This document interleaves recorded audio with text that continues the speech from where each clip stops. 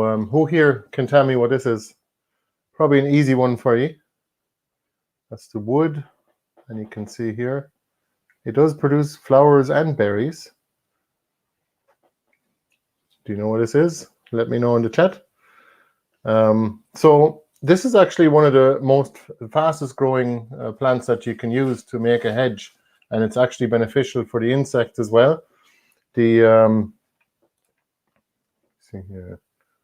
Yes, it is the elder indeed. So we found this to actually grow much more densely than the willow, which is this one here. So this is actually a hybrid willow, and that's just the very tip of a 15-foot long piece, or like a stem. Basically, you can see how the leaves there, like the horses absolutely love this, and the rabbits as well.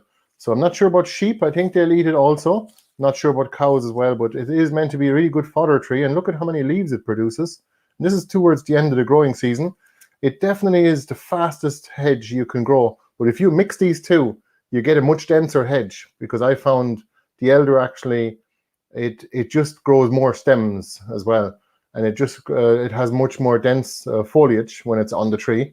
So another one that we grow also is another hybrid. I'm dropping some of the flowers here that I'm going to show you. So this is actually the hybrid poplar, and again, that's only the tip of a very long piece of wood, of a very long stem. But you can see the leaves, they do get quite big. And again, this is a really super fast growing plant. It actually it grows just as fast as the willow, and I'm not sure whether it's suitable for fodder, but I've been asked, how do you create a hedge, or how do you actually create a shelter belt? And well, these trees here I would grow. They're all bushy trees. You can actually just cut them back and use the wood for cuttings again in the consecutive winters. Every winter, at least in the first 2 winters, I would cut them back and just keep a bit of the growth at the bottom, maybe even a foot or two, or a half a meter. And the poplar is actually quite sticky. I'm getting the resin here now. So all of these trees work from cuttings, and you can keep multiplying them and keep taking it up your hedge. So you just need a few to begin with, and you can definitely create a multifunctional hedge, as in it can produce wood, it can produce fodder, it can produce kindling, but also it can produce medicine and food, such as, you know, the elderberries. These aren't ready yet. I just wanted to show you an example here. The black one here is ready. See it here? So the elderberry syrup is actually really nice, and you can add a bit of sugar too to make it a bit easier, or a bit nicer to drink. And you can actually make lemonade out of it too, just like a cordial. And believe it or not, there is actually such thing as a healthy cordial as well. So elderberries is excellent. We went foraging with a man that was about 80 years old, and he was fitter than I am now. I'm 40. So he's twice the age of me, and he's yet fitter. And he was bringing us out for a forage walk at an event we went to in Northern Ireland a few years ago. And that was really interesting, because he says every winter during flu season anyway, this was 15 years ago, so well before all of the owl coof. I won't mention the name, because of course, you know yourself, YouTube doesn't like people talking about it. I'm not sure why exactly. Well, we all know why. So this fella that did the foraging walk actually takes a little shot glass of elderberry syrup or even half a shot glass every morning during flu season, and that seems to really work for him, and it protects him. But the elder flowers are great too for making wine or cordials as well. And if you go with the our European elder, the berries seem to be better quality than the American elder. But the European elder produces flowers in early summer, and then it produces fruits in September, which is right around now. This is mid-September now. And the American elder produces a little bit of fruit, very few berries actually, but mostly flowers, and they're really nice flowers as well, with a little bit of a vanilla scent. And they produce them from midsummer to October, so you have a longer harvest window. And then you don't have to be in a mad hurry to pick all the elderflowers. Usually I miss them anyway. When they come out, they're only out for 2 or 3 weeks, this part of the country anyway. So let me see here now. So actually I'll reveal the flower of the week to you in a minute. Does anyone here know what it is? Anyone in the live chat? It's easy enough one if you've seen it before. It's actually a wildflower, and it has multiple uses. It originally came from Greece, actually, and it was also known as Olympic, and then the name of it. Do you know what it is? It also produces leaves as well, and the leaves are tremendously, yes, it is. It's great mullein, and this is only a small piece of a flowering stalk, and don't worry, we've got plenty more. We have probably about 30 or 40 of these grown in the garden and flowering, and they have multiple flowering stalks as well. So the flowers, actually, you can pick them and dry them and put them into an oil. You could do it fresh too, but the oil is actually great for ear infections as well, same as garlic oil. And if you combine the two, you get multiple times the effect. So it's usually exponential with herbs once you're combining things. And I want to show you I actually brought a little, just the flower itself. You can see how it's a bit bigger than the European elder. This is the Olympic mullein. So you can see it is quite a bit bigger than these flowers here. The Olympic mullein is originally from Greece, actually.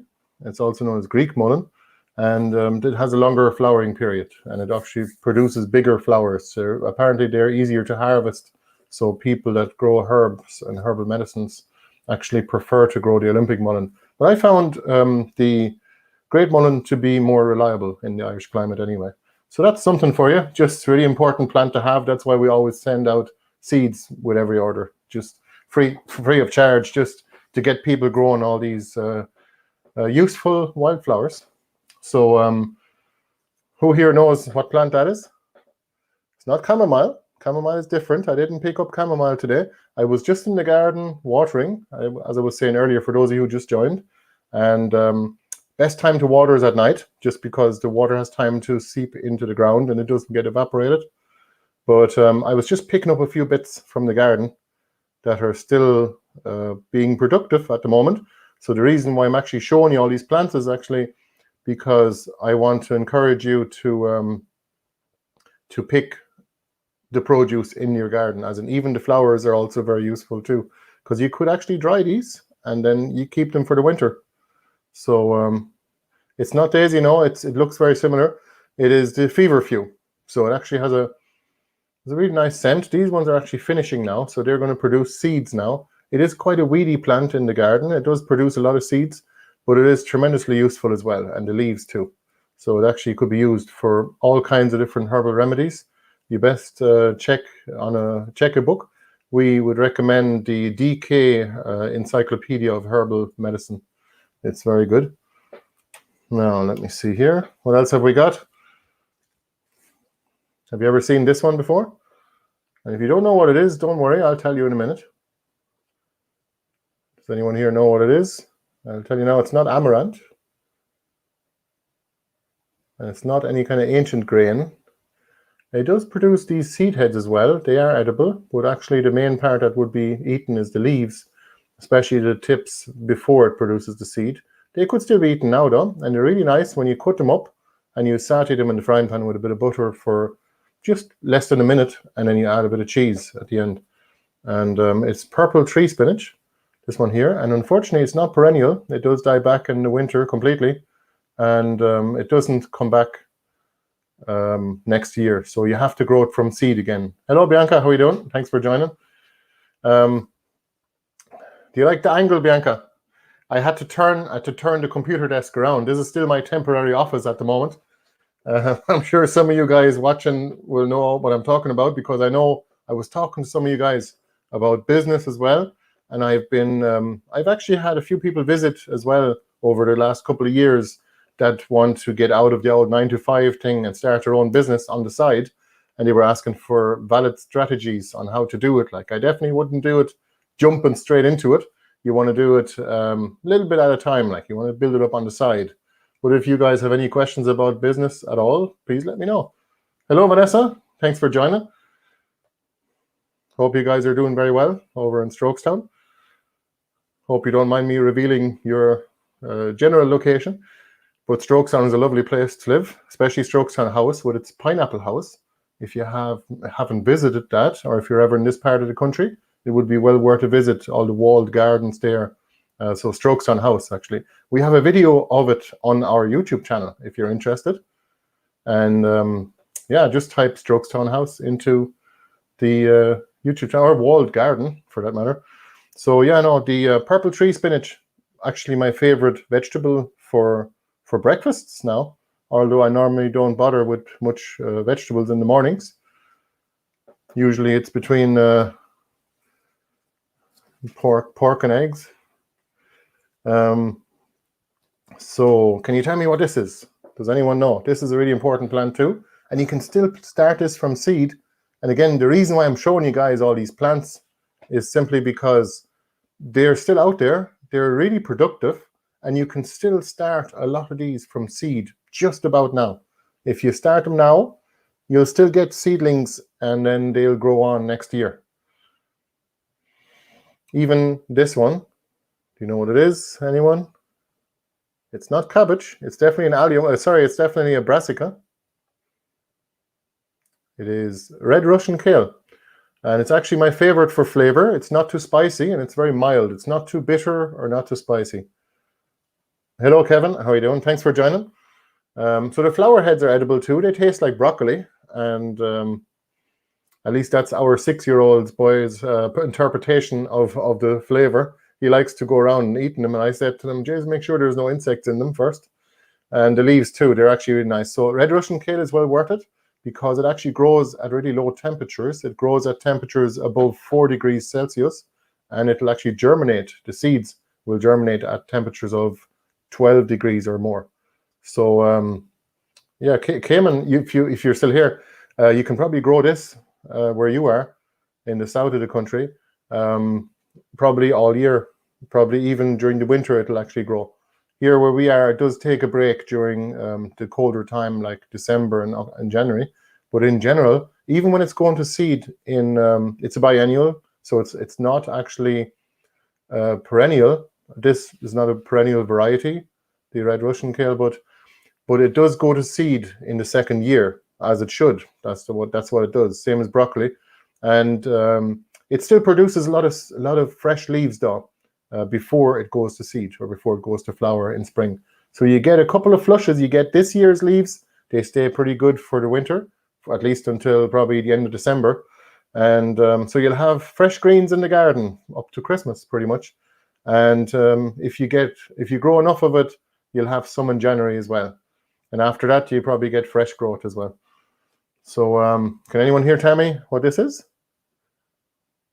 Again, while we're just doing this little plant quiz, and I just show you a few things that are growing out there in the garden, I just grabbed a few bits. Please do feel free to ask me other questions about no-dig gardening and forest gardening, anything about plants or business or how to start a business, or even about keeping chickens for egg production as well. We do that. We also use chainsaws. We do a lot of woodworking as well, and a lot of we do all of our own homesteading, building up the whole place. So we do have a homesteading channel, actually, and we are also live over there in case you're watching this on the Gardens for Life channel. So if you don't know, this is oregano. Again, the leaves are still good to eat, but the flowers could be eaten too, but they're probably not quite as nice as the leaves, in my opinion. But you can see it actually is a multifunction plant or herb, because it actually attracts beneficial insects a lot. And this plant here was 3 years old, and it produces loads of these stems full of flowers, and they're quite pretty.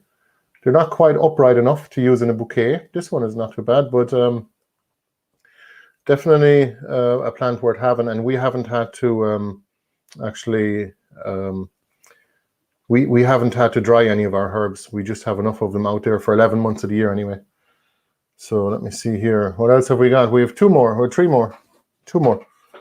What's this one? Do you know what that is? The leaves are really soft, so I'll describe it. It's just mucilage it has in the leaves. And these leaves are finished now. So this plant is actually just flowering, and it's just finishing now. And the leaves are really good for the insect as well. And you could also use the leaves to make a tea for a rough throat as well. Very good, oregano. Yeah, it is oregano. The last one, this is marshmallow. Marshmallow is a tremendously useful plant. You could make marshmallows out of the roots of the plant, but you're probably better off to keep the plant and use the leaves instead as a crop. And yes, Vanessa, it is. It's the marshmallow though. It's the only mallow that I found to be reliable over a long period of time here in Ireland, because all the rest of the mallows, like the wood mallow and the zebra mallow, they're not very reliable. I think they grow for 3 or 4 years basically, and then they're done. The oregano, what variety of oregano it is? It is well, it's definitely Mediterranean anyway. I'm sorry, I don't know. I don't know what variety. I think it's just the general one, the officinalis. Oh, last one. What plant is this? I've just heard that our son Jacob is also watching. Yes, he should be in bed. Look at this. And the bees love it, and the leaves are tremendously useful too. It smells like cucumber when you rub it, and you can also make a poultice or a cream out of it, and you can put it on a broken bone, not on an open wound, because it'll actually heal it too quickly, and the body may not be able to clean the wound properly before it heals it. But the broken bone or sprain, actually, it'll help with a lot, because there's a chemical in it that actually encourages cell division. So it's called bone knit. That's one of the common names, but it's also known as comfrey, or knit bone in America, they call it. It looks a bit like birch, but it's not. But the bees absolutely love it. It must produce a lot of nectar for them. And you're not going to believe this. Ta-da! We have our first corn this year. Look at that. I believe it's ripe. I'm going to do the big revealing. Let's see if there's any kernels in it. Our corn really suffered this year. I mean, everyone's gardens were like 6 weeks behind in UK and Ireland. I also heard similar effects of the weather in the US as well, where the gardens are at least 4 weeks behind. So the corn didn't grow very well this year. Yeah. Look at that. It's not ripe. It'll still be nice though. I know somebody who would like to eat that anyway. We'll keep that for Jacob. For those of you who don't know, he does show up in our videos every once in a while. So we'll do a giveaway for a €50 voucher. And if you guys are not in Ireland, or if you're not in Europe, we can just give you €50 off the No Dig online course as well. So we have that. We have a virtual product for you guys that want to enter, that are not in Europe within our postal distance. So you can, for those of you who are in Ireland or in Europe, you can purchase plants off our website as well. Let me see here. Here's our website. For those of you listening to the audio only, it's gardensforlife.ie/shop. And we also have a seed, an actual seed saving workshop coming up this Sunday. For those of you not too far from us coming, this would be a good opportunity, because I'm probably only going to run one of these this fall. And you can take a look at our events page, gardensforlife.ie/events, if you want to book, or if you want to have a look at the video as well. And it's on Sunday, but there's also 3 spots left for the walk as well. It's a free guided tour of our garden, one of the gardens. And yeah, if you're welcome to either attend the garden tour for free or the seed saving workshop. It's €30 per person, or 49 for 2. So let me see here.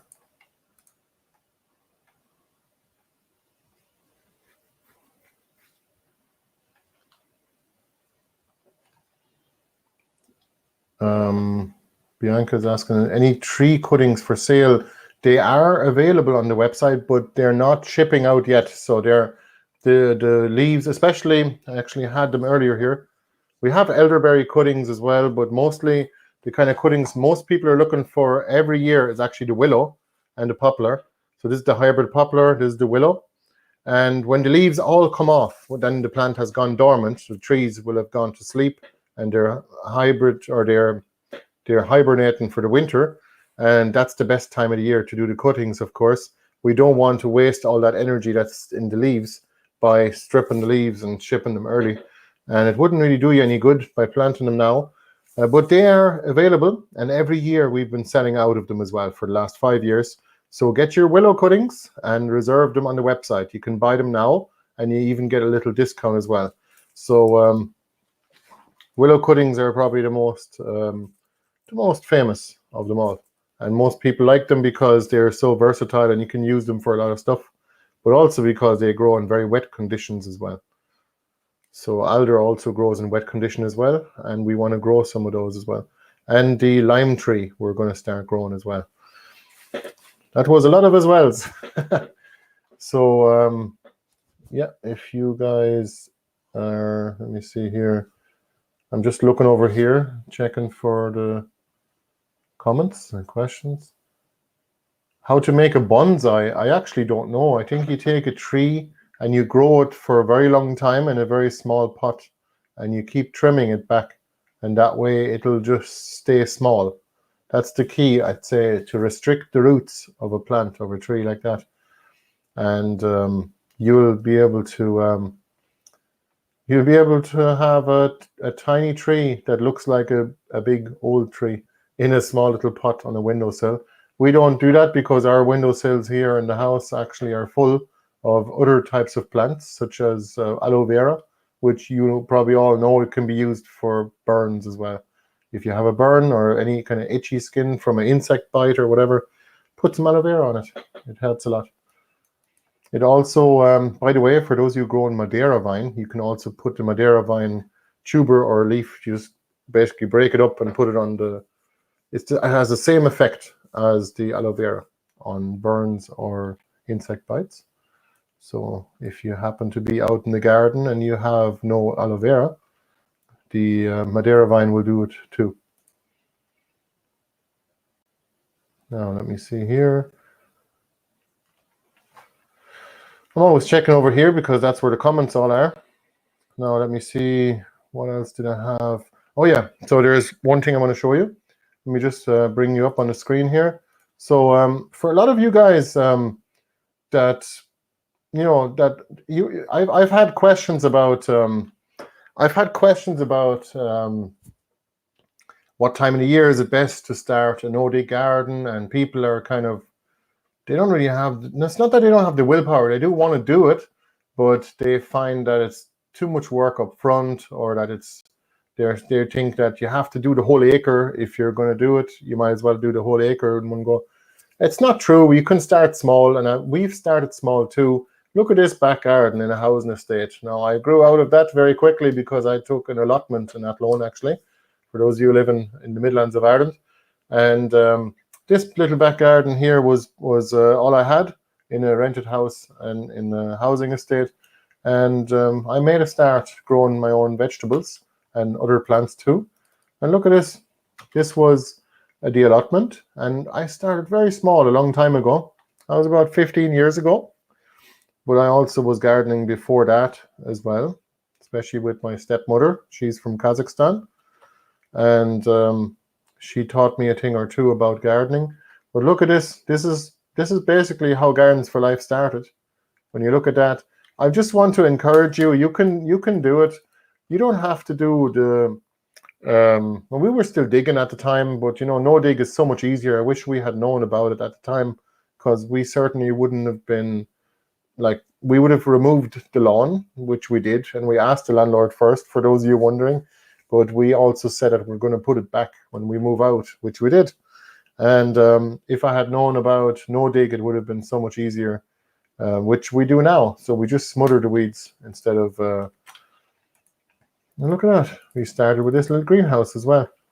So take a look at this, and now we have this. So you might think a lot of people are overwhelmed, to be honest, and I just tell them, start with one load of compost and let it rest for a couple of months. That's our garden now. And just just take it one compost pile at a time. You see this compost pile here? That's the compost pile here. We've now made new gardens right here with it. So in the beginning, I actually started with this part here. This is the wood chip island. If you want to see how it was made, there is plenty of videos and tours of it and how it was made. And basically, each of these gardens here that you see on the screen has been made one after the other, a few months apart. So I just basically expand your garden slowly but surely. Just put down tarp, and then wherever you're planning on having the garden, or wherever you're planning on expanding the garden next year, don't think of it in terms of, next year I'll do a bit of gardening. The best time to start a no-dig garden is really now, basically, like 12 months of the year. It doesn't really matter when you start a no-dig garden, because you'll have it forever. Literally, it's a garden for life. That's why we actually call ourselves that. And the garden will still be there next year, and the year after that. The fertility doesn't go away. When you buy a load of compost for 200 or 300 euro for a big trailer load of compost or a truckload, that fertility is not going to go away unless it gets washed away. But it's your job as a gardener to make sure you have a catch crop, something that will actually catch all that fertility. In our garden here, we basically just smother the weeds or the existing vegetation and just cover the ground either with cardboard or with plastic, and we take the plastic off once the weeds are smothered, and we put down our compost on top of it, probably about 5 inches or 12 centimeters worth. And then the results are astonishing. I mean, even the acorns, how they're able to grow that big and that deep into the ground, because the compost layer is only about 10 to 12 centimeters, and the acorn crown could be like about that deep. So it does grow way beyond the compost layer, like a lot of the vegetables do. But I find that the worms actually are digging. They're coming up from underneath, from under the compost, and they're eating up that compost, and they're actually mixing the compost layer with the native soil layer. So it's a brilliant way to do it, and it just, over time, your garden will become better and better and better as you're adding more compost from the top. You never have to dig. You could use a broad fork, and if you don't know what that is, it's basically just kind of like a hay fork but bigger, and it's just to aerate the soil a little bit. And in market gardens, they often use them as well. But you can just put down your compost layer. You don't have to aerate anything. People often ask us, what's your soil like? I have no idea. I haven't bothered digging it. I just add on top, keep adding on top. Because, of course, where does manure actually land in nature? Always on top of the soil. So you don't have to mix it in. It's all a myth. Just the wood chips, make sure they don't get mixed with the compost layer too much. I'm only putting wood chips on the paths in the first year, and after that then might do a second year, and then in the third year I might add wood chips all over the garden beds as well, just to keep the weeds down. And at that point the garden will have turned from a no-dig garden into a lasagna garden, or a forest garden, because when you're putting down a layer of wood chips, you are mimicking the forest floor, because your leaves, all your carbonous material, all your branches that break off the trees, they all land on the ground, and they all get eaten up by all of the mycelia, or the mushrooms, the fungi, and they basically get returned back into the cycle of the soil life. So that's it. Now, have you guys any questions at all? Let me see here.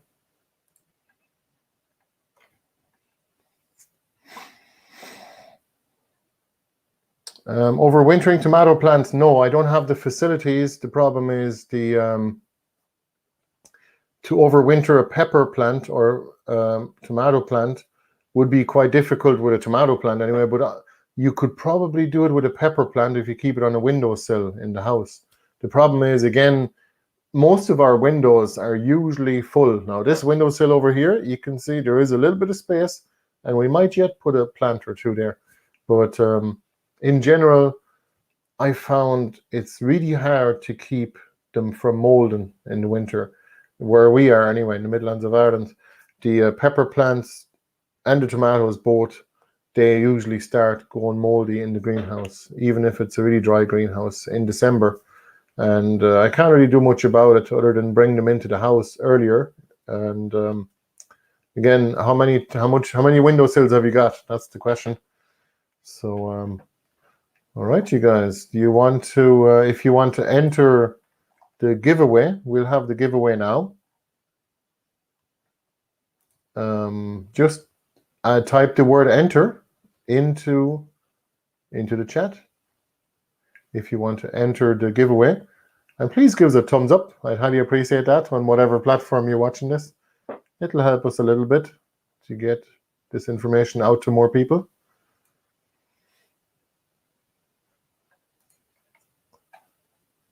So I'll just hang on for people to enter the giveaway.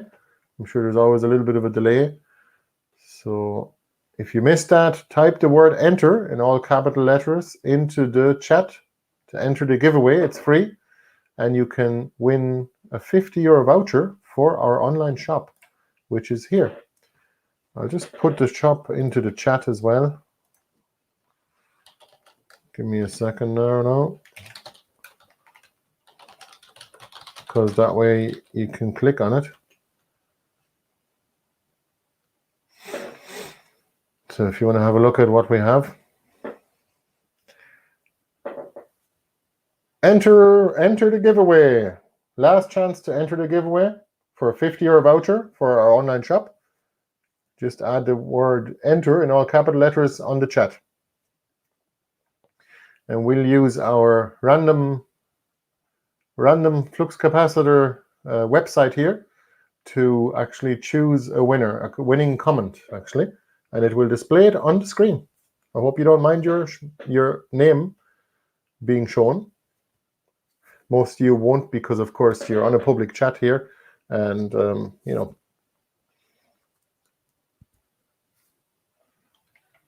No. And the winner is David Walsh. Congratulations. Please send me an email to contact@gardensforlife.ie either now or straight after the show. We won't drag on too long today now. Congratulations, David Walsh. You have won a €50 voucher for our online shop. For those of you who didn't, hard luck, but you can try again next week. On Thursday, we'll have another giveaway. And if you guys want to have a look at what we have available on our website in the meantime, it's just gardensforlife.ie/shop.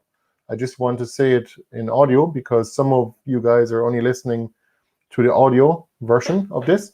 We also make these available actually for download on our members page. So you can download all of these questions and answer sessions on our members page as well. To become a member, it's actually €5 a month or €50 a year, and you get loads of advantages such as a big discount on everything we do, and you can support the content that we produce, and you get a free gift with every order, and you get access to the No Dig online course for free, completely free of charge. That course costs, or it's to the value of €69. And even if you only join for $5, I don't mind if you do. You would be helping us out a lot, and you can have a look at the online course for free. And if you have any trouble accessing the course, please let us know. Just send us an email to contact@gardensforlife.ie, and we'll fix that for you. If you are already a member and you want to get access to the online course and it's not working for you, send me an email. I'll fix that for you. So thank you guys for joining today. It was always a good time, or it's been a good time as always. And thank you guys for asking questions and leaving a few comments. We always like to get a bit of feedback from our audience. Please do subscribe to our email list. It's just gardensforlife.ie/subscribe if you want to stay in touch, and if you don't mind receiving 2 or 3 emails from us a week on whatever is going on, or what newest things are happening, or anytime there's new content out or some kind of a special offer going on. We try not to bother you too much. We also have recommended products and books as well, and you can support us also a little bit by buying through our links there. So take a look at our products page if you want to find out what kind of books we like to read. And there is a ton of really good books like Mark Shepard's Restoration Agriculture, Toby Hemingway's Backyard Permaculture. You have Sepp Holzer with his Desert or Paradise book. Unbelievable achievements these guys have made. And there is so many people. There is also, let me just get this other thing for you for a second. There's a list of people that actually inspired us, and I definitely want to show it to you guys because there's actually, I'll actually talk about this probably next week a little bit more. So if you go into our website and type the word inspire or inspired, you'll get a list. Hang on, I'm going to show you guys my screen now. There you go. Take a look at this. So there's a list of people that inspired us. And again, if you want to access that list, it's available on our website. Just go to gardenforlife.ie and then go into the search and type in inspired. And look at this. There's all of these people's names. Like there's an unbelievable wealth of knowledge, and our place, our gardens, our homestead, our lives, our business, our lifestyle business. Actually, we have 2 lifestyle businesses, and we basically took all the best bits from all these people that really inspired us from around the world, and made it what we did, and we want to share that with you guys, and we want to recommend all of these people to you. And by the way, tomorrow is also the launch of my wife Bianca's album. And it's, if you're coming to the Roscommon Culture Festival, please feel free to come along to her album launch, which is at the library in Roscommon Town from 6 to 8 p.m. tomorrow. Just want to throw that in there. Maybe I should have said that earlier, but I see a good few of you guys actually are still listening at the moment. I know it's not gardening related, but nevertheless, it's a wonderful thing. There she is now, and the album is really nice. And she'll play some of the songs, or all of the songs, actually in person as well. And there's even a music video already available. It's biancafachel.com if you guys want to have a look.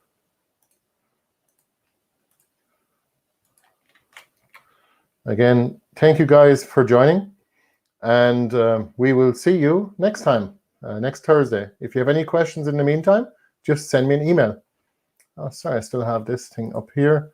Send me an email to contact@gardensforlife.ie if you have any questions that you'd like me to answer, either in private or as in via email or for the chat. I'd like to try and keep the questions public because I keep getting asked the same questions over and over, and that's why it's probably best that I run these live sessions and actually utilize them to answer common questions, especially because that way hopefully it stays entertaining enough for you guys to bear watching me for an hour.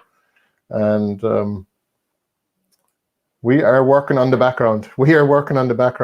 I know I've been recommended, why don't you, last time we had just a white wall, which was the wall behind this wardrobe, and now it's the wardrobe itself. Finally we've got it and we've put it together, so our renovations in the house are going well, and someday I'll be back in the studio as well. We'll see, or we may even build an office of our own for the garden as well. But for now, that's not necessary. What matters is keep the garden productive and keep it pumping out plants, food, medicine, all the rest, and especially educational material. And always encourage others. Encourage your neighbors to do gardening too. We like to give them eggs, and then they actually got chickens. Two of our neighbors got chickens because maybe hopefully because we were giving them some eggs. Every once in a while, or whenever they help us out with something, we just give them a few eggs. And they probably like them so much that they got their chickens of their own. So definitely, if you are growing something like something that people eat, like I guess cabbage is a common thing people eat, especially in the countryside, you could say, but kale is so much better, but it's not a common vegetable that people eat now these days. With salad greens and that kind of thing, or even a pumpkin is like a nice little unit that you can just give to a neighbor. So that's what we're going to do this Halloween. Before Halloween, we're going to be just leaving a pumpkin on every house, just at their entrance here on our little lane. We all know each other here. It's a wonderful community. Anyway, I will see you guys again. Bye bye. See you next Thursday. I will be putting out a couple of videos until then. Bye bye.